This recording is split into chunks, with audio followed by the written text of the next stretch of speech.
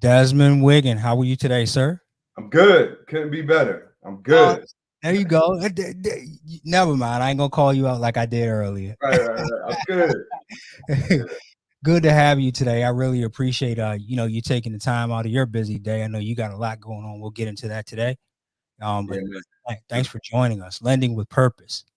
Yeah, pleasure is all mine, man. I was looking forward to this, past few weeks. I love everything that you're doing, bro. So honestly, literally the pleasure is all mine. Thank you. Thank you so much. So Desmond, Lending with Purposes is conversations with clients and friends, introductions to various forms of information and professionals like yourself, resources like you've built, that we use, that we look for, that we never knew existed or wanted to learn more about. So again, welcome to Lending with Purpose. So I don't know what story I was going to tell today. I don't even know if I have one, but I guess a lot of people know that I'm involved with an organization called Black Men Ventures. And just like my shirt says, we create access to capital.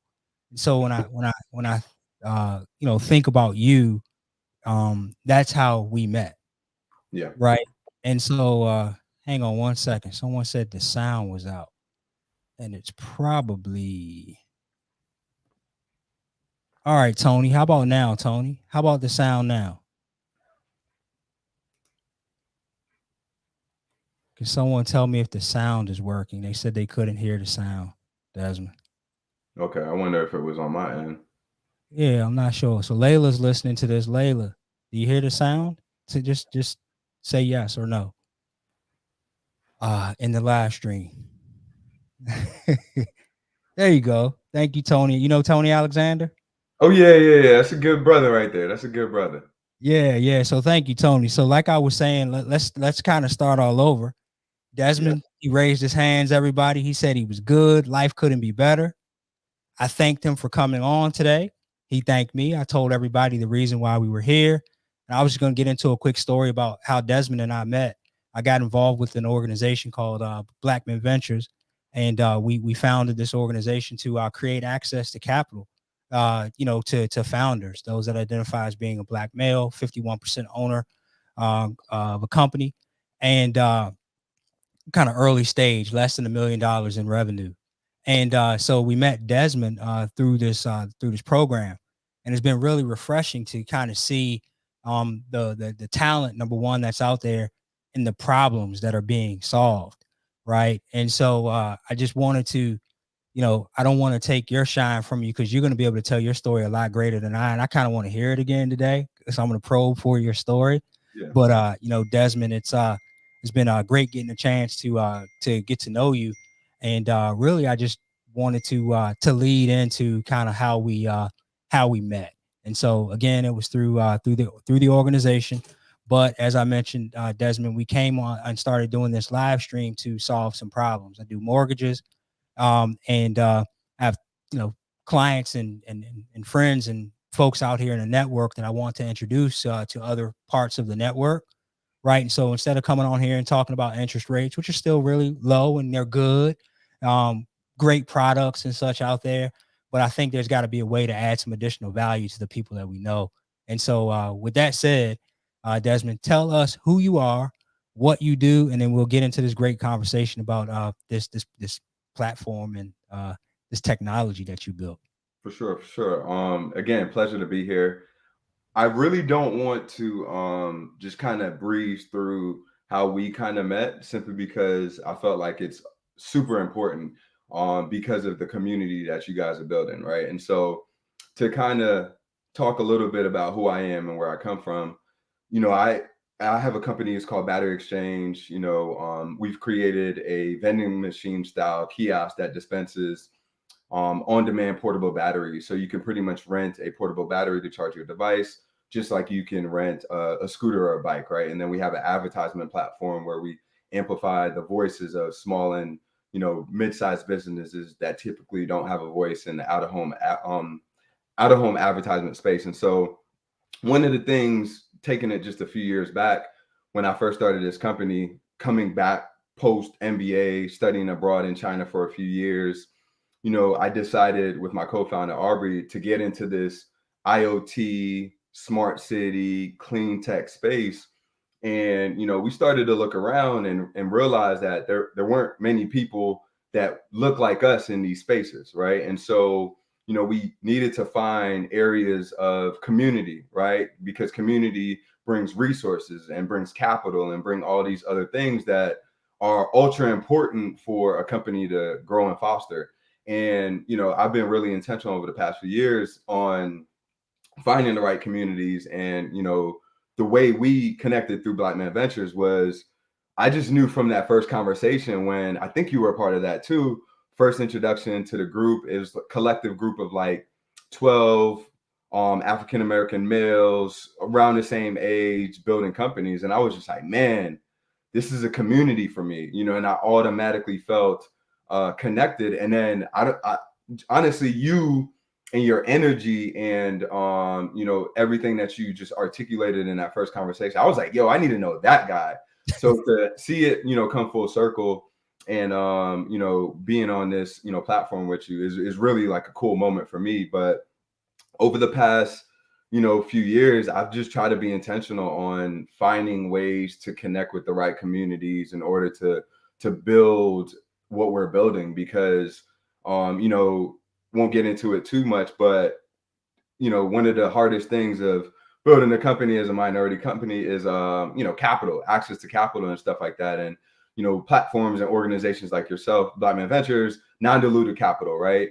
One of the things that we had to do was a crowdfunding campaign. And if I hadn't been in the right communities, I wouldn't be able to kind of raise capital to build and develop the products and the technologies that we, kind of have before you today. But yeah, that's just a little bit about me.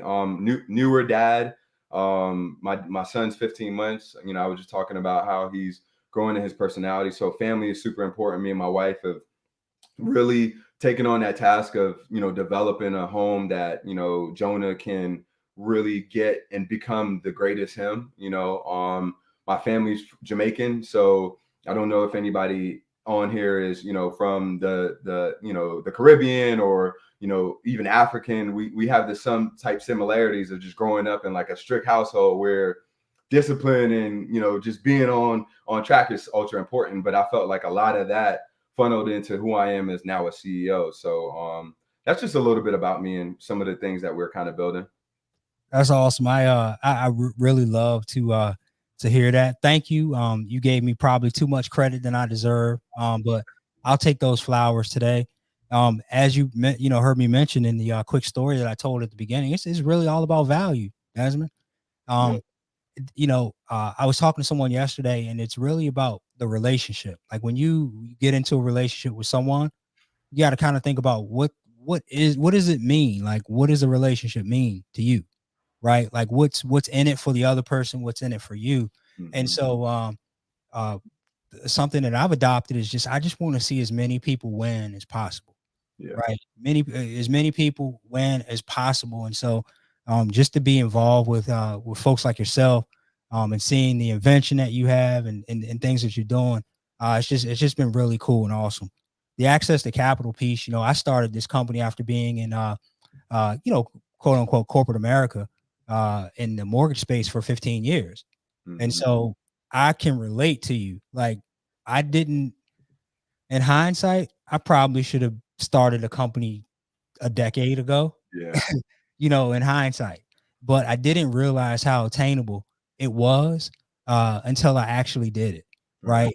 Fortunately for me, I had built some great relationships. Number one, right. So I had access to this capital we talk about, which is not necessary. It doesn't always have to be money. Yeah. Right. It's access to the money or access to the people that can get you to the money or access to the people or the resources that can get you where you need to be. Right.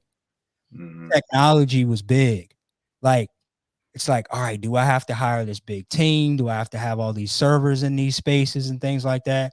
But then I realized that there's subscriptions and things available for someone like like myself to be able to do this business. And then the biggest thing is the know-how, right? The experience. And so speaking of know-how, your technology, and you tell us what it is though, came from a real life experience, right? Yeah. So no one can really tell you anything about needing a battery in a desperate situation and like how important it is to have your phone charged, right? Yeah. You want me to take it back? Yeah, take me all the way. We gotta, if you have some time, we Yeah, can do this like 30, 45 minutes. So I think it comes full circle because as I mentioned before, I'm gonna have clients on here that have been in the same exact situation as you, right? When I studied abroad, I don't think I had a cell phone. Right. Number one, no, we didn't have a cell phone. I didn't, at least when we studied abroad, right? When I was in college, if I would have been in college today and I knew that I could go on campus anywhere and just go get a battery pack, right, and use it to charge my phone, I'd do that every day of the week, right? I wouldn't worry about anything. So yeah, take us back. Tell us what you've invented, or start by taking us back so that we can know exactly what it is we're talking about today. Yeah, totally. So it's kind of crazy because it's 2018. I am about to graduate. I'm studying abroad. I'm doing a lot of traveling. I'm actually working in the tech space now, helping a lot of later stage companies in the United States kind of make a transition to China. And so I'm in between, Shanghai, Beijing, some of the bigger cities there, and just on the go constantly. And so one particular day, me and my co-founder, we had it was a new city actually that we were like right outside of where our campus was. And we got to the point, it was like 8 o'clock in the evening, it's time to go home. And so what was crazy is like, we were just ready. We were just like, okay, like we're at our last station, like let's call a Uber. Well, they call it DD, same type of concept. We're just like, it's time to go home. And then we looked down and cell phone was completely dead, and it was what was frustrating was that you get so used to connectivity and being able to do things just whenever you want to. And then, in the blink of an eye, when you need it the most, you're not able to connect. And, I started to think like, man, I'm without a device in a foreign country. I don't speak the language. I don't have a charger on me. What I do. So that fear, that anxiety, not being able to tell my wife, like, I'm headed home. There's so many safety and, security things that just kind of ran through our minds. We're just like, man, I don't know what I'm going to do. And then it was just that light bulb moment. Like, this is not the first time that this has happened. Like, why isn't there a more convenient way for you to charge your cell phone while you're out and about kind of moving and grooving? And I mean, that was the moment that we were just like, yo, I think that there's a big opportunity for providing a solution that gives on-demand access to power for people when they need it the most, and start to think about our behaviors, whether it's traveling or a day on the town with the family or whatever it is.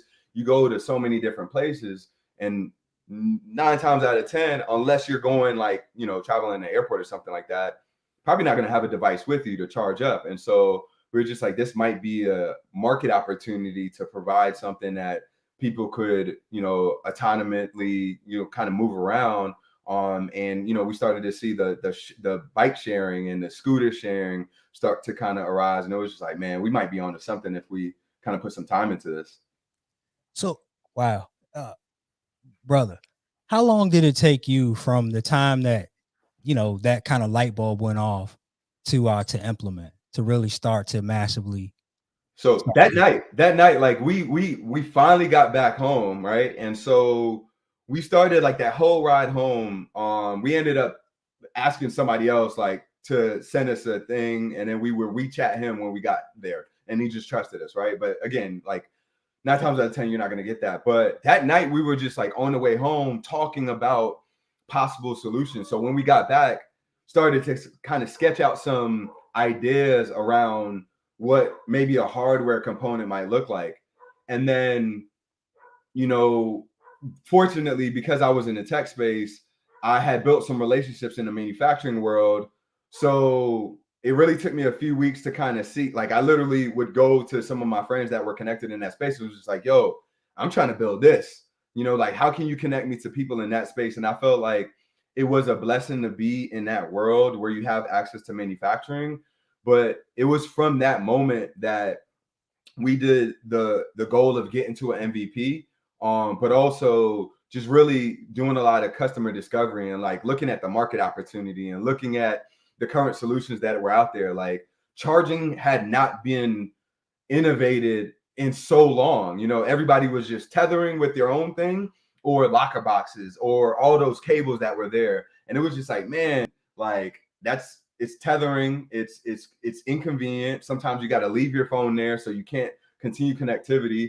Then it was just like you can't move on the go. And then even for the businesses themselves, there was no data collection or there was no like value add. And so we were just like, man, there's a huge opportunity in finding holes in this like already inconvenient behavior. And then we started to look at user behavior. We're just like, people are paying for convenience. They want things whenever they want it, right? Like while they're on the go. And then one of the cool things that just had manifested within the sharing economy is just people got used to QR codes and people got used to picking up a device or a product and dropping it off to like another location. And so like that's what we ended up building, the ability for individuals to rent external batteries. I don't even have one on me. Plug it up to your phone, compatible with any device. So it has Lightning for iOS or Apple products. It has Type-C for all Android devices, tablets, computers, and then micro USB for pretty much everything else. We give that ability to plug up and charge and move and charge for up to 4 hours. And then once you're finished, you use the mobile app to return it to a kiosk machine that's more convenient for you. So ended up building it from that. So this man was in China with no battery on his phone, ended up getting a charge, getting back to where he was, same night, created a battery so that would never happen again. Is that's pretty much the gist of it, right? Yeah, a whole like a platform, like I mean, even the kiosk images, what we wanted the user experience to be. Like, granted, it wasn't just that night, but me and my co-founder, like, I mean, I started 2 companies before this, you know, so I had already understood what it was going to take to get to certain levels, and I knew I only had like a few months left being in this amazing space of technology and products. And so I had to use my time wisely. So I was just like, man, there's no time to waste. I got to go ahead and get it. Yeah, you heard me say massive action earlier. So I'm going to get back in a second to talking about the battery, right? But I have a point that I want to make, somewhere I want to go with this. You mentioned opportunity several times. And so in your space, and and on this platform that we are, there are many people on here like us that are entrepreneurs, business owners, folks that just want to solve problems. For you, Desmond, and your partner, was it about, number one, problem solving, the money, like we got this big idea, we can make some money, or a combination of both? I think that the problem solving definitely outweighed the bigger market opportunity. Granted, it is flashy and it is a huge $20 billion industry, but for us, it was just like, I mean, you know, again, my family's from Jamaica, right? And like throughout my few years of entrepreneurship before this, I was always trying to solve problems for things down there, right? And in the inefficiencies that I saw. And like my co-founder did the same thing because his family's from like West Africa. And so I felt like the problem of not being connected to the things and the people you loved, when you look at the ripple effect to how many millions of people get separated just because their devices, you know, dead, and that anxiety and that fear and that frustration that comes over them, it was just like, yo, we're solving a huge like just problem that like people just kind of do without or they inconvene themselves. And so like for us, it was just like, I think the ripple effect and the opportunity is within solving the problem. Granted, we'll get all these connections and this money and all this different thing to come, but I felt like it was always just really solving an important problem that a lot of us just take for granted. Right. It's good to hear you say that, because I think that's what allows CEOs to be their best selves, and companies to manage themselves in a way that the money is not more important necessarily than the people. Because you and I both know that the more folks that you serve, the more people you help, the money comes with that. So I wanted people to hear, like, find a problem, right, and solve it. Right. Whatever problems you're seeing, you solve that problem. And like you mentioned, you were aiming to get connectivity, and then you had a real world situation happen to you. And then sure, why not? You said, what did you just say, 20 billion or million? Billion. The Yeah. B. Yeah. It would be. Yeah. Yeah. Wow. And so like, yeah, why not get a slice of that pie with the technology that you've invented. So now I want to get back to the how of the battery. Mm-hmm. So now today, how do I access the batteries? Yeah. Right. And then like, how does it all work? Like I'm trying to visualize. I go to a kiosk, I take the battery out, I use it. How do I get it back to you? Things like that. Like, Yeah. so tell me a little bit about kind of like how it works, where they're located, and Yeah. run Yeah. me through that. I should have just had it right here and we could have ran through the user experience. But so we have several models. We have like a tabletop version that has, it's our Iris model. It has 8 portable batteries, 10-inch digital screen.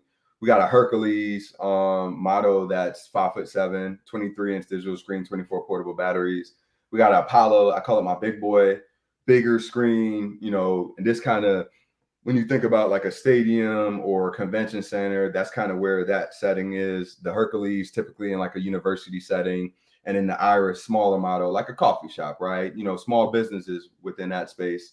But if you've ever rented a scooter or a bike, like you can download our mobile app on Apple, on the Apple Store, on the Google Play Store, and then you're able to easily create an account. So you could do it with your email, or it's integrated with Apple and Google as well.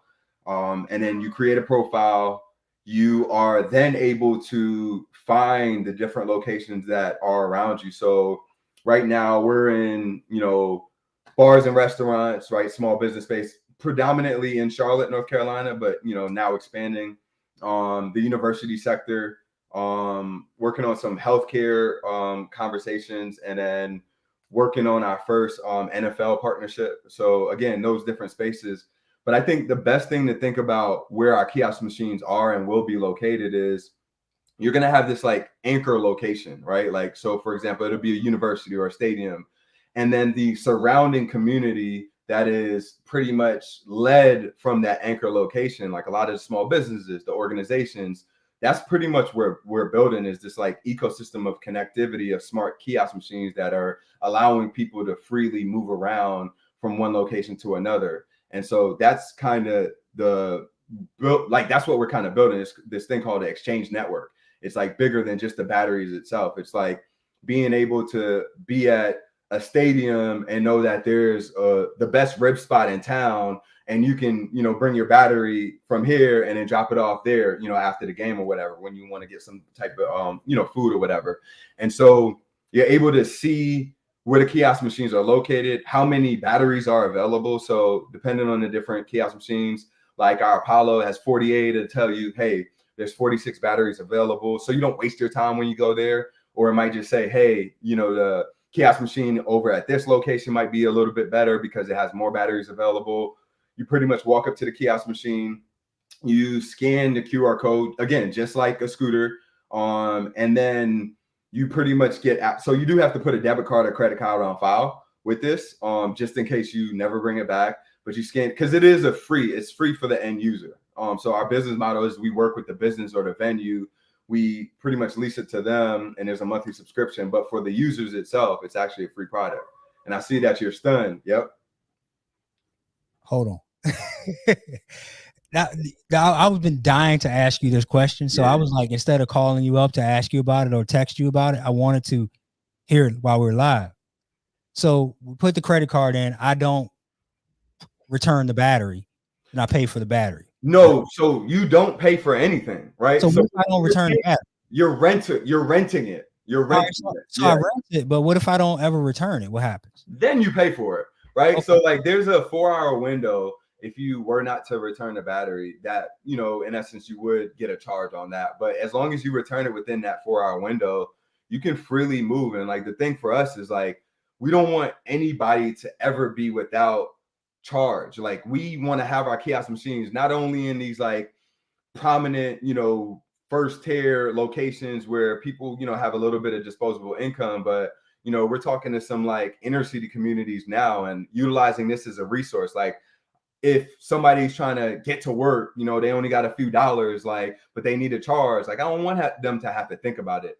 Get a battery because of connectivity, right? Like, just to Right. tell you one more story, like, and this kind of goes back to the people aspect. This lady, when we were doing customer discovery, she talked about, she dropped her daughter off one weekend at the mall. And, when it was time to pick her back up, straight to voicemail when she was calling her, was texting her and like wasn't getting to her. And so, she ended up getting so many people involved to look for her daughter because 13-year-old adolescent teen, it's just like, you never know, right? In that fair. And she was just like, man, I wish my daughter had this. Granted, everything was okay, but her daughter's cell phone was just dead. But we don't want people to have to worry about anything.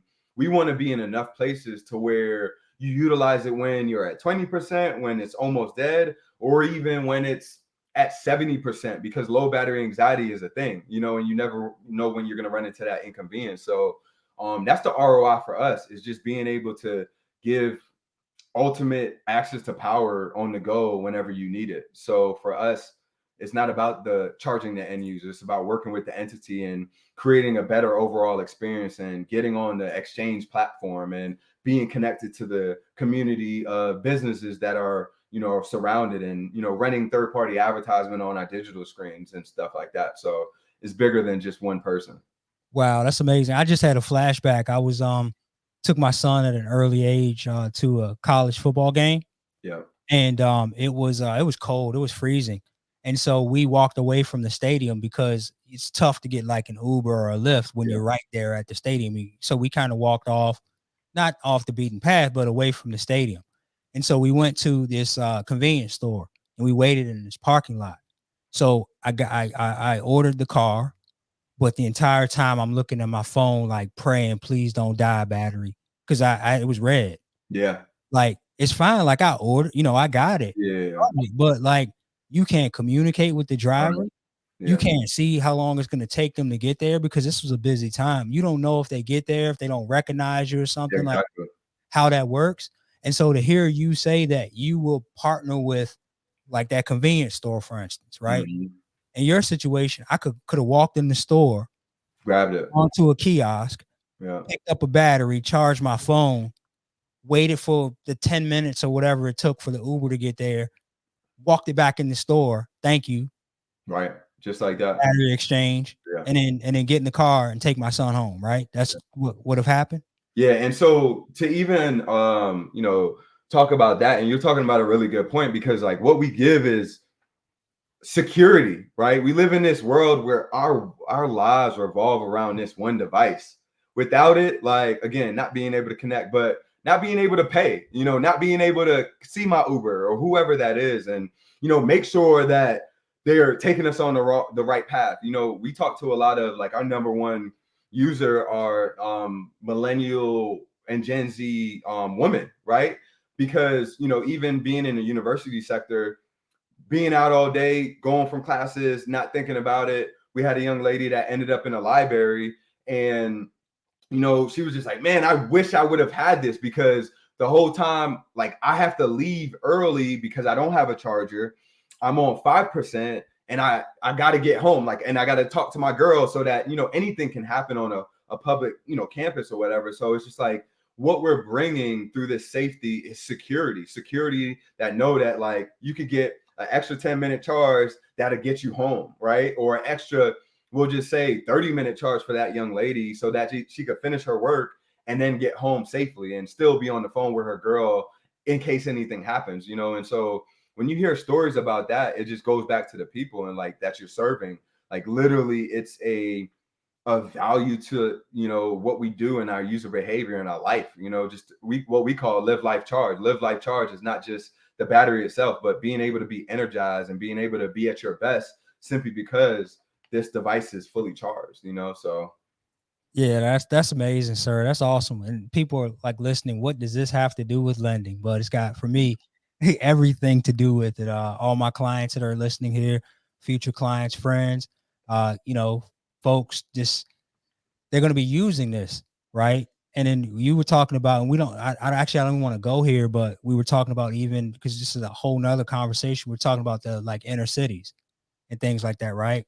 Can I say one thing about it? Yeah, go ahead. Real quick. I'm here as long as you want to be. Like, Yeah, I'm good. I got time, so it's fine. So the cool thing about what we're doing in those environments is like, and go on our website, batterexchange.co, you'll see our kiosks. Like each one of them have this like really cool digital display, right? And you can run any type of content. So like it's like a slideshow that goes, right? So like a billboard in physical spaces, right? And we could do static images, video content with sound and stuff. And we work with advertisers, right? So again, your mom and pops, like small entities, can advertise. Your larger Fortune 500 companies can advertise, and we could target the different locations based on the demographics and the foot traffic as well. But I think another thing, just kind of going back to the inner city play, is resources, being able to provide information. Like I'm based out of the city of Charlotte, and I was talking to this lady that runs the 311, that's like a government type of information center. And so one of the things that she was saying is like the city was trying, through COVID, trying to sponsor or pay for like 8 months of like people's water bills and just like different things or whatever. And they were trying to find ways to communicate to these inner city communities, and they're not checking their email or they're not doing whatever, and snail mail isn't working. But with them kind of relying on our kiosk machine infrastructures as a resource, being able to populate this type of information is another way to just get it out in front of these communities. And so like, I think as we kind of build out this like exchange network and this connectivity, I think that's something that's going to be ultra important, is not only like just access to power, but access to information, access to resources, access to what people are coming into a new city. It's just like, what do I do? Access to just that type of information. So those are the cool things, just what we're kind of doing. Right. No, that's amazing. I just go to your kiosk and I can get what I need from that kiosk. I was even thinking about traveling to South Africa a few years ago, and being in one of the townships, the second largest township, right? And it's huge. I mean, for miles, man. 20, I think it was like 20 by 20. So what is that, like 400? It was just, I know it was 20 square miles. I apologize. Yeah, okay. Which is huge, right? It's like 2 million people. Yeah. Living in the 20 square mile like radius. One thing I noticed is there was barely, like in certain areas that we went, like scarcity of like running water, right?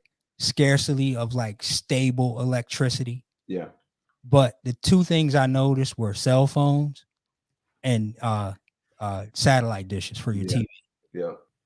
Right. And cell phones was the most prevalent. Everyone had a cell phone. Yeah. Right. And so like if you have unstable and then, just not to toot your brand and your product so much, but like you have unstable electricity, you have a cell phone, right? You need to go to a place to get it charged, and this kiosk is right here, then it makes a lot of sense. That's why I'm so wildly excited about it all, because it just makes so much sense, and I'm proud of you. I'm excited about what you built and what you are building.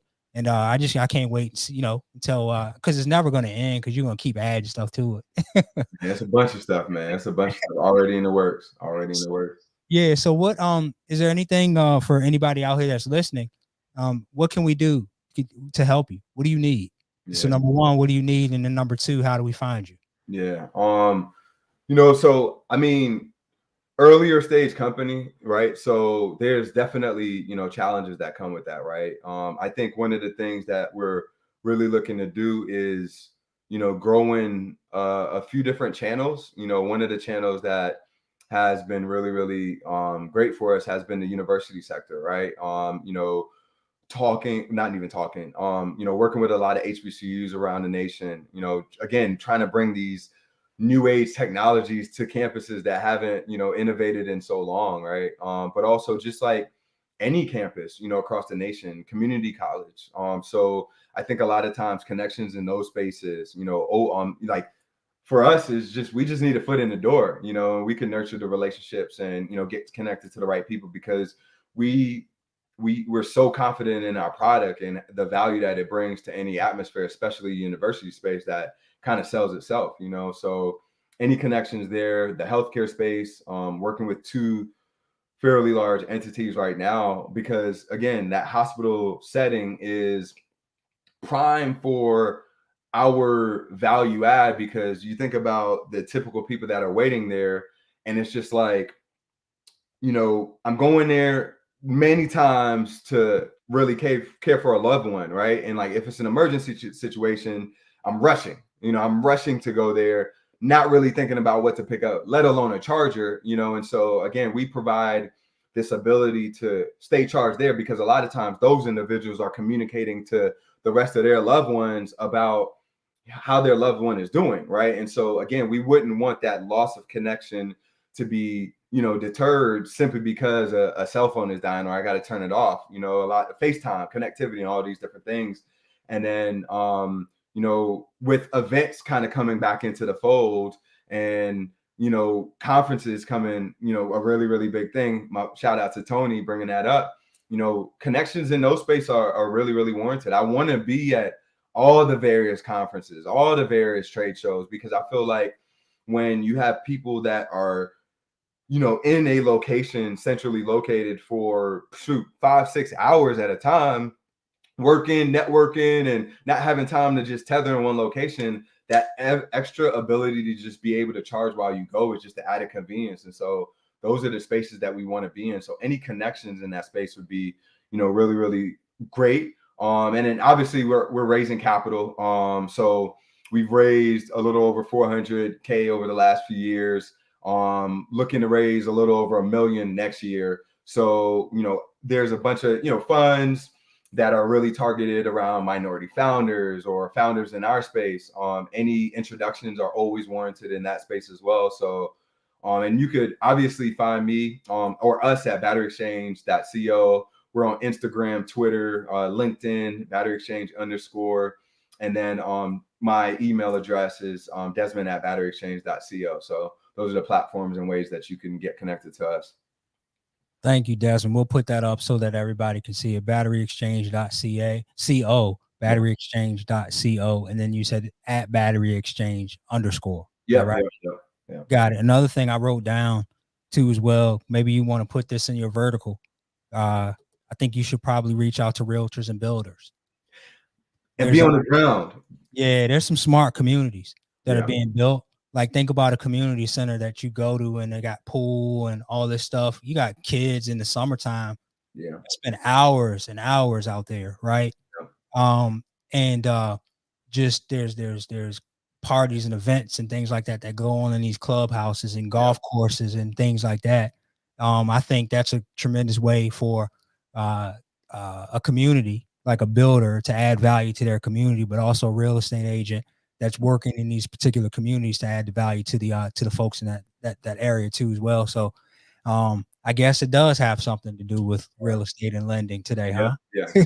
I have one more thing. We just won an award out of Europe, actually, best mobile experience for our technology. And one of the judges mentioned that we need to pretty much be on the metro as well. So again, talking about these inner city communities or just people commuting in, you know, various metropolitan cities, being able to pick it up on, you know, whether it's like when you get off of work and you're headed home or you're going in or whatever it may be, being able to pick it up from one stop and dropping it off to another.